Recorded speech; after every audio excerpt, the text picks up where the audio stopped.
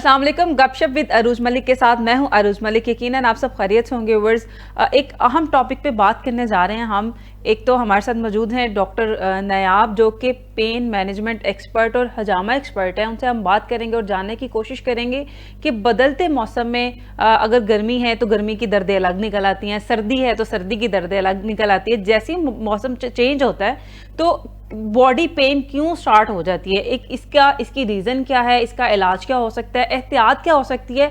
और दूसरा हम बात करेंगे हजामा पे कि हजामा को सिर्फ नबी पाक सल्लल्लाहु अलैहि वसल्लम की सुन्नत कहा जाता है या इसका कोई आजकल जो एडवांस मेडिकल होता जा रहा है उसमें भी ये कोई फॉल करता है कहीं पे, इसकी क्या अहमियत है, क्यों करवाना चाहिए और किन लोगों को नहीं करवाना चाहिए। तो चलते हैं नयाब की तरफ और जानने की कोशिश करते हैं।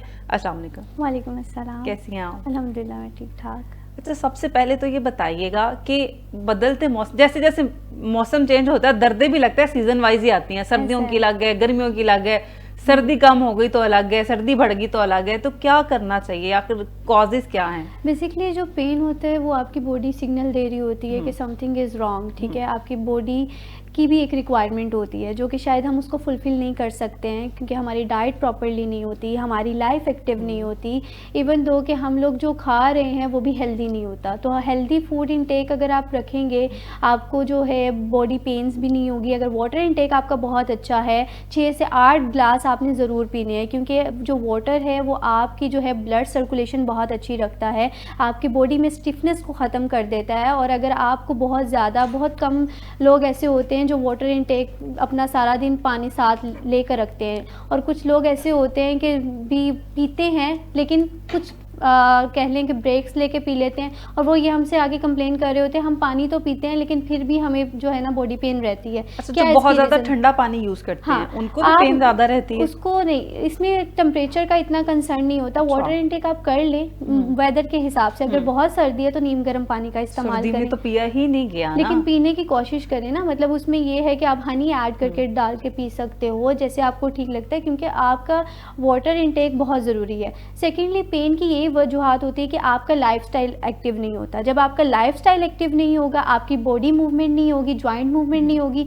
तो वो पेन निकलेगी। अब कुछ पेशेंट्स ऐसे होते हैं जो आर्थराइटिस के होते हैं, ऑलरेडी उनका जो सा साइनोवियल फ्लूइड होता है उसका इशू आ रहा होता है। ठीक है, उनकी बोन नहीं प्रॉपरली काम कर रही होती हैं, उठने बैठने इवन नमाज पढ़ने में भी उनको इश्यूज आ रहे होते हैं। लेकिन अगर नमाज नहीं पढ़ी जा रही, इतनी स्वेयर टाइप की पेन हो रही है तो उसमें कैसे हम चल फिर कैसे सकते हैं? बिल्कुल प्रिकॉशंस होती हैं।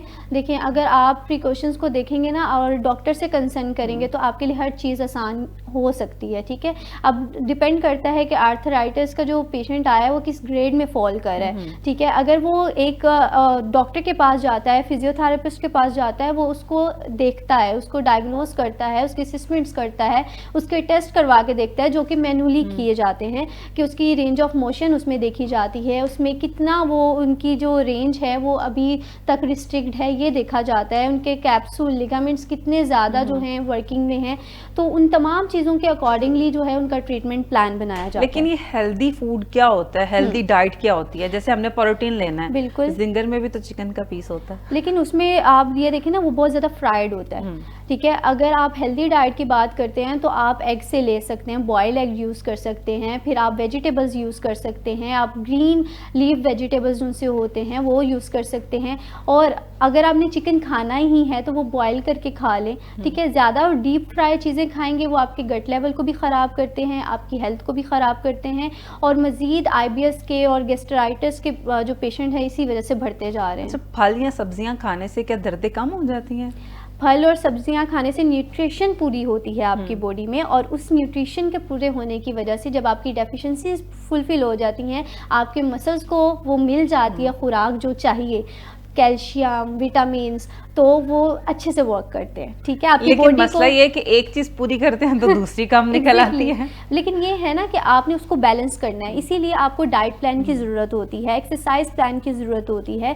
तो स्पेसिफिक अगर आप सिर्फ डाइट प्लान को देखेंगे, एक्सरसाइज प्लान को नहीं देखेंगे तो कभी भी फिट नहीं रह सकेंगे। इसीलिए तो आपको एक्सरसाइज भी करनी है, योगा भी ऐड कर सकते हैं, आप स्ट्रेंथनिंग एक्सरसाइजेज ऐड कर सकते हैं जो कि आपकी मसल स्ट्रेंथ को बढ़ाते हैं। ठीक है, जब आपकी मसल स्ट्रेंथ बढ़ेगी, आपको बिल्कुल भी स्टिफनेस नहीं होगी, जोड़ों का दर्द नहीं होगा, पट्टों का खिंचाव नहीं होगा। इवन तो कि बहुत सारी ख़वातीन ऐसी हैं जिनका वेट बहुत ज़्यादा गेन हो गया है और वो समझ रही हैं कि शायद हमें थायराइड का मसला है या कुछ भी, उनको पीसीओएस का मसला भी हो सकता है, उनको ये भी हो सकता है कि वो जो है डायबिटिक भी हो सकती हैं पेशेंट। तो आप जो है 6 माह के बाद सीबीसी ज़रूर करवाएं, ठीक है। पीसीओएस से भी कोई वेट गेन जॉइंट में या कहीं किसी बिल्कुल हड्डी ऐसे वगैरह में होते पेन हैं, होती है? बैक पेन होती है। पीसीओएस अगर आपका पेशेंट पीसीओएस का है और उसको मुसलसल, मेरे पास एक पेशेंट आई थी, उन्होंने मुझे बताया कि मेरी कमर दर्द बहुत ज़्यादा होती है और इसकी वजह मुझे नहीं समझ आ रही, मैंने बहुत सारे सेशंस भी ले लिए हैं, फिजियो भी करवाई है और क्या इसकी रूट कॉज नहीं समझ आ रही ना। तो फिर उनका प्रॉपरली अल्ट्रासाउंड करवाया गया था और हमें ये था कि कहाँ पे उनकी पेन रेडिएट कर रही है, फिर उसके अकॉर्डिंगली जो है हम लोगों ने उनको डायग्नोस किया और फिर आगे रेफर कर दिया था जो उनकी डॉक्टर थी। पीसीओएस क्या इतनी अहम टॉपिक है कि मतलब जो डॉक्टर जिस फील्ड का भी आता है ना, किसी भी प्रोफेशन को फील्ड के हैं, वो बात जरूर करते हैं इस पे। तो क्या इतना खतरनाक अवेयरनेस नहीं है? देखिए खतरनाक चीज़ नहीं है, लेकिन मसला ये है कि अगर आप इसकी इनिशियल इसको प्रिकॉशंस नहीं करते हो, अपनी डाइट बैलेंस नहीं करते हो, इसको ट्रीट नहीं करवाते हो, तो सिस्ट फॉर्मेशन हो जाती है ओवरीज में और उसकी बाद जो है वो जाहिर है फिर वो सर्जरी की तरफ जाता है। तो वो हम लोग इसलिए कर रहे होते हैं, हर बात इस चीज़ को डिस्कस कर रहे होते हैं ताकि आप प्रिकॉशंस को फॉलो करें और आने वाली ज़िंदगी को आसान बना सकें। अच्छा, अब हजामा पे बात कर लेते हैं। क्या ये सुन्नत नबी वसल्लम ही है सिर्फ, या जो एडवांस मेडिकल होता जा रहा है उसमें भी इसको जो अहम है वो समझा जाता है, इसकी कोई अहमियत है? देखिए हजामा जिनसे है आपने बताया, जैसे इस्लामिक वे से बहुत इंपॉर्टेंट है, ठीक है। हर कोई इंसान चाहता है कि उसको सवाब हो, ठीक है। और इसकी स्पेसिफिक डेट्स भी होती हैं इस्लामिक कैलेंडर से, जिसमें हमारे पास 17, 19 एंड 21, ठीक है। हजामा करवाने से सवाब होता है? बिल्कुल होता है। और उसके बाद इसके डे जो अगर बात कर ले तो मंडे, ट्यूसडे और थर्सडे, अगर ये ज़्यादा सवाब होता है। बिल्कुल ज़्यादा सवाब होता है। और इसमें बेसिकली आपकी ब्लड सर्कुलेशन अच्छा करता है। अगर आप हजामा करवाते हो, इसमें ड्राई कपिंग होती है, वेट कपिंग होती है। और जो हजामा होता है बेसिकली हम पेशेंट टू पेशेंट वेरी करते हैं कि उसको क्या रिक्वायर्ड है, आया उसकी जो ऑर्गन्स को टारगेट हमने करना है या फिर उसके जनरल हजामा करना है। कुछ पेशेंट्स होते हैं उनको स्टमक इशू होता है, उसका भी हजामा हम लोग करते हैं। कुछ पेशेंट्स ऐसे होते हैं जिनको माइग्रेन का बहुत ज़्यादा इशू रहता है, मतलब उनके पहले ये तो ये बताएं ना कि आप बताइए, इस पे हम बाद में बात करते हैं। लेकिन आप कह रही थी कोई इस्लामिक मंथ की जो डेट्स होती हैं उसके अकॉर्डिंग भी हजामा करवाना सवाब है और उसका ज़्यादा फायदा होता है। वो कौन सी डेट्स हैं? अभी मैंने बताया जैसे 17, 19 एंड 21 डेट चांद की तारीख होती है इस्लामिक कैलेंडर में। अगर आप देखेंगे तो आपको अंदाज़ा हो जाएगा। और अगर डेज के लिहाज से तो मंडे, ट्यूसडे और थर्सडे होता है, ठीक है। फायदा सिर्फ होगा या ये सवाब सिर्फ होगा, या इन दिनों में करवाने से फायदा ज्यादा हो जाता है क्योंकि फायदा? देखिए मेरी बात सुने, प्रोसीजर तो वही रहना है, तो जब हम उसको प्रॉपरली इस्लामिक वे से करेंगे तो वो ज़्यादा बेहतर है, ठीक है। तो it's totally depend on you. अगर आप बाद में भी करवा लेते हैं तो इसके फ़ायदे हैं, नुकसान नहीं है। बिल्कुल ठीक है, लेकिन उसमें ये होगा इन डेट्स पे करवाने का फ़ायदा ये है कि कुछ सवाब जो है वो हम अपनी मसरूफ ज़िंदगी से थोड़ा सा सवाब जो है वो इस तरह भी कमा सकते हैं। अच्छा, अब ड्राई और वेट कपिंग क्या चीज़ है? बेसिकली जो ड्राई कपिंग होती है उसमें हम लोग जो है ब्लड बहुत मतलब उसमें सक्शन होती है लेकिन ब्लड नहीं उसमें से ज़्यादा निकालते। और जो वेट होती है जाहिर है उसमें हम लोग प्रॉपरली कट्स लगाते हैं और सर्जिकल ब्लेड्स के साथ सुपरफिशियल कट्स लगते हैं, डीप कट्स नहीं होते। और जो सिलिकॉन कप होते हैं उससे सक्शन की जाती है और जो टॉक्सिन होता है आपकी बॉडी में ब्लड जो वो निकाल लेते हैं। और एक जब ज़्यादा टॉक्सिन हो जाता है जेली फॉर्म में भी अक्सर नज़र आ जाता है। तो आप लोग इंटरनेट पे भी देख सकते हो कि अगर आप लोग जब हिजामा करवाते हैं तो मेक श्योर करें कि आप करवा किस लिए रहे हैं। आपको पता होना चाहिए कि इसके इंडिकेशन और कॉन्ट्रा इंडिकेशंस क्या हैं, क्योंकि समटाइम्स पेशेंट्स हमारे पास आ तो जाते हैं, उनको ये नहीं पता होता कि उन्होंने करवाना किसके लिए, बस हमारा हिजामा कर दें। मतलब आपने ऑल ओवर जो है फ्रेश होना चाहते हैं। बिल्कुल, क्योंकि हजामा सेंटर्स बहुत ज़्यादा खुल गए हुए हैं और आप ये कह लें कि हर दूसरा बंदा करना शुरू हो गया है। जबकि अगर आप देखा जाएगा एक क्वालिफाइड डॉक्टर अगर जो करेगा वो हर चीज़ का ख्याल रखेगा, वो हाइजीन का भी ख्याल रखेगा, वो ये भी देखेगा कि आया मेरा जो पेशेंट है वो किस कंप्लेंट से आया है, वो इस वजह से क्या उसकी डिज़ीज़ को हम क्योर कर पाएंगे या नहीं कर पाएंगे। हम लोग कर दें पैसों के लिए लेकिन वो कंसीडर नहीं होता। इसीलिए अगर आपको कोई एक्नी का इशू है, फेस का इशू है, आप उसके लिए हजामा करवा सकते हो। माइग्रेन के लिए हजामा करवा सकते हो। अगर बहुत सर में दर्द रहती है और समझ नहीं आ रही और अगर आपने टेस्ट वगैरह भी करवा लिए तो आप जो है इसको आजमाएं, इंशाल्लाह बहुत अच्छे रिजल्ट्स आएंगे। और सेकंड, अगर आपका बैक पेन है, शोल्डर पेन है, स्ट्रेस बहुत ज़्यादा रहता है, एंग्जाइटी, स्ट्रेस के पेशेंट्स को मैं कहूँगी आप ज़रूर एक दफ़ा हिजामा करवाएं। इससे आपका स्ट्रेस रिलीज़ होता है और आपकी ब्लड सर्कुलेशन जो होती है बहुत बेहतरीन हो जाती है और आपके जोड़ों का दर्द, पट्ठों का दर्द भी बहुत ज़्यादा अच्छा हो जाता है। अच्छा, किन लोगों की ड्राई कपिंग होती है, किन लोगों की वेट कपिंग होती है, पता कैसे चलता? इसमें कोई स्पेसिफिक नहीं है। अगर आप जो वेट कपिंग करवाना चाहते हो it's totally depend on you. और अगर ड्राई कपिंग करवाना चाहते हैं, हम पेशेंट देख लेते हैं ना कि उसको सुपरफिशियल कितना मसला है और आया इसमें ज़्यादातर देखा जो हजामा में जाता है ना, उसमें हम लोग देखते हैं डिजीज़ को, ऑर्गन्स को, फिर उसके बाद जर्नल भी देखते हैं कि अगर आपको इसकी नीड है या नहीं है, ठीक है। उसके अकॉर्डिंगली जो पेशेंट टू पेशेंट हम लोग करते हैं। अच्छा, ऑर्गन देखते हैं। अगर किसी को स्टमक का मसला है तो हजामा जो है उसके लिए बहुत मुफीद है, बहुत ज़्यादा। अगर आपका गट बहुत ज़्यादा इशू चल रहा है, IBS के कहाँ पे लगाते हैं, मैदे के ऊपर? गट इश्यूज कहते हैं, जो आपके स्टमक इश्यूज होते हैं। जो उसका हजामे का कट होता है वो कहाँ पे, पेट पे लगता है? नहीं, बैक पे। ओके। अच्छा, जिन लोगों को स्टमक का इशू होता है उनके लिए भी हजामा फ़ायदेमंद रहता है? बहुत बेनिफिशियल होता है। अगर आपका स्टमक इशू है और आपको बहुत ज़्यादा तजाबियत हो चुकी है तो आप जो है हजामा करवाएं। उससे क्या होगा कि आपके टॉक्सिन्स जो है सारी बॉडी से रिलीज़ हो जाएंगे, आपका स्टमक बहुत अच्छे से वर्क करने, आपकी डाइजेशन बहुत अच्छी हो जाएगी। स्टमक के लिए हजामा कट कहाँ पे लगाते हैं, पेट पे, बैक पे? बैक पे प्रेफर ज़्यादा किया जाता है। अगर किसी को स्किन अच्छी करनी है, बाल अच्छे करने हैं तो इसके लिए भी हजामा करवाया जा सकता है? अगर आपकी बहुत ज़्यादा एक्नी है, आपकी स्किन बहुत ज़्यादा रफ और ड्राई और पिगमेंटेशन वाली है, उसके लिए भी आप हिजामा करवा सकते हो। अगर आपको माइग्रेन का इशू है उसके लिए भी हिजामा करवा सकते हो। अगर आपके स्कैल्प बहुत ज़्यादा आपकी कह लें कि हेयर के लिए ना स्पॉटिव है ये ट्रीटमेंट, ठीक है। अगर ज़्यादा प्रेफरेबल होता है कि जो हेयर है ना वो आप डर्माटोलॉजिस्ट से कंसल्ट करें। लेकिन अगर आपको नहीं समझ आ रही और हजामा आपको करवाना है तो आप करवा सकते हो, क्योंकि कोई साइड इफ़ेक्ट्स नहीं है।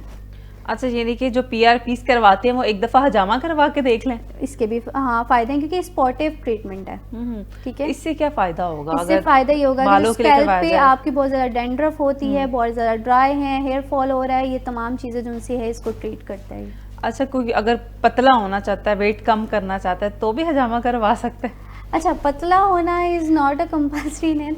आप जिनसे है पतला होने के लिए आप एक्टिव लाइफस्टाइल अडॉप्ट करें, बिकॉज़ हम लोग उसमें प्रॉपरली उनको एक्सरसाइज प्लान देते हैं जिसमें उनकी स्ट्रेंथनिंग एक्सरसाइजेज होती हैं, उनको क्या करना चाहिए, उनको किस तरह से वॉक करनी चाहिए, फिर उसके अलावा क्या डाइट प्लान लेना है, उसके अकॉर्डिंगली वो जो है उसको प्रेफरेबल किया जाता है। हजामा में सिर्फ आप जिनसे है ब्लड सर्कुलेशन को अच्छा कर सकते हो और जो डिजीज़ है उसको क्योर कर सकते हो। अच्छा, पता कैसे चलता है कि ये टॉक्सिक ब्लड निकल रहा है? कोई फ्रेश ब्लड अगर निकलना शुरू हो जाए और ब्लीडिंग ज़्यादा हो जाए तो खतरनाक नहीं हो सकती? नहीं, ऐसा हमारे साथ तो नहीं होता। जो लाइक एक्सपीरियंस नहीं होते उनके साथ होता होगा, लेकिन मसला ये है कि अगर आप एक्सपीरियंस पहले ही करके वेरीफाइड जाएं कि वो एक्सपीरियंस्ड है कि नहीं। डीप कट जो लगाएगा वो डॉक्टर एक्सपीरियंस नहीं होता हजामा में, आपको सुपरफिशियल सही है वो डॉक्टर नहीं है। एग्जैक्टली, आपको पेन होगी, प्रॉपर पता लगेगा कि डीप कट लग गया है तो ठीक है। तो इसमें ये है कि 24 आवर्स के बाद आप हील हो जाते हो हजामा करवाने के बाद ना। पेनफुल नहीं है? नहीं, पेनलेस है। कट लग रहा है तो कैसे पेनफुल नहीं है? कोई मेडिसिन वगैरह लगा के कट लगता है? देखिए, पेनफुल कैसे है, हम लोग बिल्कुल ऐसे ही है, हम उसको अच्छे से डिटॉल से उसको साफ़ करते हैं और उसके अलावा हाइजीन का बहुत ज़्यादा ख्याल रखा जाता है। लेकिन ये है कि आप सुपरफिशियल लगा रहे हैं, जैसे एक नीडल की थोड़ी सी पिंच होने की पेन होती है, उसी तरह से इसके भी सर्जिकल ब्लेड्स होते हैं, तो कोई इतना मसला नहीं होता। अगर आप किसी प्रोफेशनल से ये ना हो कोई सर्जिकल ब्लेड घर लेके आप खुद अपना हजामा कर रहे हैं, आपने कहा था। नहीं, घर में अगर आप करते हैं तो फिर आपको नहीं पता कॉन्ट्रा इंडिकेशंस क्या है। देखें, एनीमिया वाले पेशेंट्स नहीं कर सकते, जिनकी बहुत ज़्यादा स्वेयर ब्लीडिंग है, कोई जख्म हुआ हुआ है। मैं यही सवाल करने जा रही थी कि किन लोगों को मना किया जाता है कि आपने हजामा नहीं करवाना? बिल्कुल, जिन लोगों को अनीमिया है, कोई ब्लड रिलेटेड कोई इशू है, डिजीज़ है, वो नहीं करवा सकते। और सेकेंडली जो ख़वातीन प्रेग्नेंट हैं उनको मैं नहीं कहूँगी कि वो करवाएं, ठीक है, क्योंकि ब्लीडिंग उसमें ज़ाहिर आपका खून निकलता है, तो ऑलरेडी जो ख़वातीन हैं उनमें जो ब्लड की बहुत ज़्यादा कमी हो जाती है, तो इस इशू से बचने के लिए तो आप नहीं हजामा उन ड्यूरेशंस में नहीं करवाएंगे। शुगर के लिए भी ये फायदेमंद रहता है, अगर कोई शुगर का पेशेंट है, देखिए, हजामा करवाना चाह रहा है उसको? शुगर पेशेंट जिनसे हैं उसमें भी हमारे पास रेयर केसेस होते हैं जिसमें हम हजामा रिकमेंड कर देते हैं, क्योंकि Okay. इसमें हीलिंग प्रोसेस बॉडी का थोड़ा कम हो जाता है, ऑलरेडी इम्यूनिटी इतनी स्ट्रांग नहीं होती। हम्म। तो आई विल प्रेफर कि आप जो उनसे है ना, पहले एक दफ़ा अपने टेस्ट वगैरह करवा के फिर ही जो है आप हजामा की तरफ जाएं। अगर किसी को ब्लड प्रेशर रहता है तो उसके लिए भी हजामा फायदेमंद बिल्कुल, है? ब्लड सर्कुलेशन अच्छा करता है ना, तो अगर आपके ब्लड रिलेटेड कोई भी इशू है, आपकी बीपी बहुत ज़्यादा लो है या हाई है। अच्छा, इसमें एक और मैं बात ऐड करूँगी, जब आपने हजामा करवाना है तो आपका खाली पेट ना हो, ठीक है? आप ये नहीं है कि आप, क्योंकि आपको डिजीनेस हो सकती है, आप मतलब बिल्कुल भी कट्स लग रहे हैं, जो भी है प्रोसीजर तो हो रहा है ना आपका एक, तो आप खा पी के थोड़ा सा आए सेहत और बना हाँ, के आए। और उसके बाद जो है उसके अलावा ये करें तो ट्रीटमेंट। नहीं, आपने कभी करवाया हजामा? जी मैंने करवाया, मैंने बैक का करवाया था। क्यों, दर्द होता था? नहीं, बैक का वैसे ही सुपरफिशियल आप करवा सकते हो, आपका मतलब जर्नल अगर आप करवाना चाहते हो फुल बॉडी का तो आप करवा सकते हो। जर्नल करवाने से क्या क्या फायदे हमें हासिल हो सकते हैं? बिल्कुल, आपकी जो है एक तो बहुत अच्छी ब्लड सर्कुलेशन हो जाती है, वही बात। और अगर आप चाहते हैं कि आप अपनी दर्दों को दूर रखें और एक सेहतमंद ज़िंदगी गुजारें और साथ में सवाब हासिल करें, तो ज़रूर करवाएं एक दफ़ा। मुझे लगता है ना आपने सिर्फ सवाब की नीयत से करवाया है। बिल्कुल ऐसे ही है, और आप ये कह लें कि ज़रूरी नहीं है कि हर चीज़ उनसी है ना अपने फ़ायदे के लिए हो, कुछ इस्लामिक वे से भी देखना पड़ता है। अच्छा, अगर कोई हार्ट का पेशेंट है तो उसको भी करवाना चाहिए, रिकमेंड किया जाता है कि आप करवा लें? अच्छा, it's totally depend on patient. मैं वही आपको बात बताऊंगी कि मतलब वर्बली मैं कुछ भी बता दूंगी, फिर वो ही फॉलो अप कोई करना स्टार्ट पेशेंट हो आपके जाता है। पास आया हो हार्ट का, वो नहीं, हम पेशेंट हो प्रेफर और नहीं करते, क्योंकि अब देखिए कुछ लोगों को पीस मेकर्स भी डले होते हैं, चीज़ें होती हैं, वो ऑलरेडी उस चीज़ को बियर नहीं कर पाते।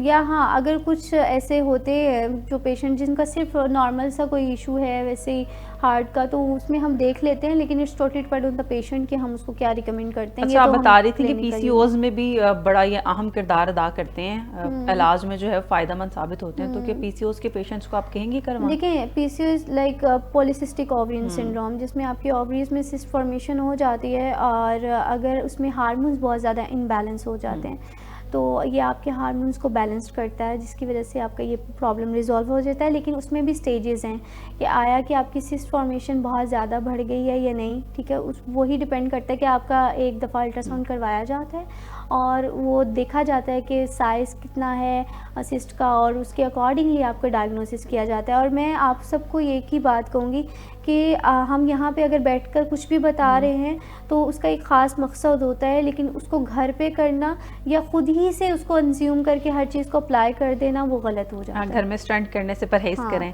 एग्जैक्टली, अपने डॉक्टर से ज़रूर कंसल्ट करें। डिप्रेशन में भी फ़ायदेमंद रहता है? स्ट्रेस, डिप्रेशन, एंग्जाइटी, तीनों में बहुत बेनिफिशियल है ये हजामा ना। बेसिकली जब आपको स्ट्रेस होता है, आप देखेंगे कि आपके सर में दर्द होना शुरू हो जाएगा, आपकी बॉडी वीकनेस बहुत ज़्यादा हो जाती है। कुछ लोग तो इवन दो कि वो बहुत ज़्यादा उठना बैठना कम कर देते हैं, उनके जॉइंट पेन स्टार्ट हो जाते हैं, तो इसमें बहुत ज़्यादा बेनिफिशियल होता है। आप एक दफ़ा हजामा करवाते हो तो आपका स्ट्रेस बहुत ज़्यादा रिलीज हो जाता है। अच्छा, एक बार करवाया तो सेकंड सेशन कब ज़रूरत पड़ती है? अच्छा, कब करवाना आप चाहिए? 2-3 मंथ में एक दफ़ा ज़रूर करवा लें, ठीक है? तो इनफ होता है। एहतियात क्या है? पहले एहतियात क्या करनी है, बाद में क्या एहतियात करनी है? अच्छा, जो पहले की एहतियात है, हजामा करवाने आए, कुछ खा पी के आए, जैसे मैंने बताया, ठीक है? बिल्कुल कुछ खा के भी आए और कुछ लेके भी आए। बिल्कुल, वो उनकी मर्ज़ी है। तो उससे ये होगा कि आपको डिजीनेस नहीं होगी, ठीक है? और कुछ पेशेंट वैसे ही बहुत ज़्यादा पैनिक कर जाते हैं कि पता नहीं क्या हो जाएगा। पैनिक बिल्कुल ना हो, ये पेनलेस प्रोसीजर होता है और पता भी नहीं चलता, 10-15 मिनट में आराम से हो जाता है। नहीं, लेकिन मेरी अक्ल ये तस्लीम नहीं कर पा रही, क्योंकि अगर इंजेक्शन लगता है तो उसकी भी पेन तो होती है। नीडल लाइक पेन मैंने जो आपको है कहा वो है, हाँ, नीडल लाइक कितने पेन कितने होती है। गैप पे कट लगाए जाते हैं, एक कट लगेगा तो उसकी पेन तो होगी। अच्छा। जिसको इंजेक्शन से डर लगता है वो कैसे हजामा करवा सकता लगता है आप अपने पे लेके इस चीज़ को नहीं, देख मुझे तो नहीं लगता। अच्छा, क्योंकि मैंने पीआरपी करवाई थी तो वो पहली नहीं, जब वो मैंने तो सेशन painful- लिया तो वो तो मुझे लगा कि पता नहीं मैं किस दुनिया में आ गई हूँ, इतनी लेकिन ये इतना पेनफुल सुपरफिशियल था। होता है, वो देखिए वो इंजेक्ट होता है, इंजेक्शन इंजेक्ट किया जाता है और ये सुपरफिशियल होता है, और सुपरफिशियल में कभी भी इतना खास पेन नहीं होता। नीडल लाइक लिटिल सा पेन होगा, और जो लोग बर्दाश्त कर सकते हैं कर लेते हैं, कुछ लोग नहीं भी कर पाते हैं जैसे आपने बताया। लेकिन ये है कि अगर आपने करवाना है तो फिर इतना जिगरा लेकर आए ना। अच्छा, बच्चों को भी रिकमेंड किया जाता है? देखिए, it's totally depend on the patient, ठीक है? कि आया कि उसको नीड क्या है, ठीक है? अगर तो पेशेंट की एज, मैं तो ज़्यादा कहती हूँ कि अगर आप छोटे बच्चे हो तो अपनी डाइट ही बहुत बेहतरीन करो, और 18 से अबव जितने हैं वो करवाएं तो ज़्यादा बेहतर होता है। अच्छा, अगर कोई पढ़ाई में जिसका दिल नहीं लगता वो तो तो उसका माँ अपना पास ले आए कि नहीं? क्या नहीं, क्या आपके पास जा रहे हैं कि यहाँ से नहीं। दिल लगा के ही आएगा? क्या मतलब? मतलब पढ़ाई वगैरह में जो बच्चे हैं जिन्हें इंटरेस्ट लेते हैं, लेजी होते हैं, तो ऑटिज्म का भी कोई रहता है उसमें रोल? वो ऑटिज़म का तो अलग से हो जाता है ना। ऑटिज़म वाले पेशेंट्स तो बिल्कुल ही आप ये कह लें कि उनकी स्पीच थेरेपी होती है, उनकी डिफरेंट प्रोटोकॉल्स अगर फॉलो किसी किए को जाते बहुत हैं। ज्यादा गुस्सा आता है तो उसके लिए भी क्योंकि फायदेमंद रहता है। देखें, जिनका हाई कोर्टिसोल रहता है, एक हार्मोन होता है हमारा जो बहुत ज़्यादा स्ट्रेस आप हार्मोन कहते हैं। हाई कोर्टिसोल लेवल जब आपका हाई हो जाता है तो जाहिर आपको गुस्सा बहुत ज़्यादा आ गया, और ख़वातीन में बहुत ज़्यादा होता है, ठीक है। उनको हर छोटी छोटी बात पे बहुत गुस्सा आ रहा होता है और बिला वजह वो कर रही होती खवातीन हैं। को गुस्सा आता है। और अगर मर्द हजरात को देख लिया जाए तो वो भी कोई ना कोई ऐसा इशू निकाल लेते हैं, विदाउट एनी रीज़न वो डांटना शुरू कर देते हैं। तो ये आपके हार्मोन्स का इनबैलेंस होता है। इसको बैलेंस करने के लिए भी डिफरेंट प्रोटोकॉल्स और ट्रीटमेंट्स किए जाते हैं। तो ये totally patient to patient vary करता है उसको क्या ट्रीटमेंट चाहिए। बिल्कुल ठीक है, बहुत शुक्रिया। डॉक्टर नायाब हमारे साथ मौजूद थी। हमने कोशिश की ये जानने की कि मेडिकल साइंस जो है वो इतनी एडवांस लेवल पे पहुंच गई है, लेकिन हजामा जो कि सुन्नत नबी सल्लल्लाहु अलैहि वसल्लम भी है, उसकी क्या अहमियत है? सिर्फ अहमियत ही है या आज के दौर में इसको फ़ायदेमंद भी साबित किया जा सकता है? तो चलते हैं ब्रेक की जानिब, हमारे साथ रहिएगा।